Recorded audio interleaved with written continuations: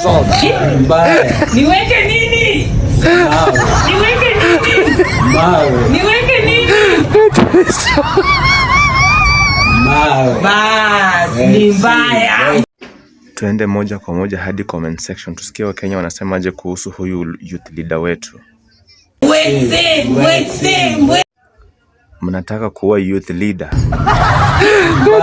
Niweke nini? Niweke.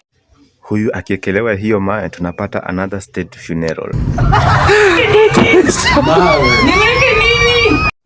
Unaweza kuta hako ni kabibi kadogo. Huyu aende tu Uganda to help Museveni. Anadhani atapewa state funeral.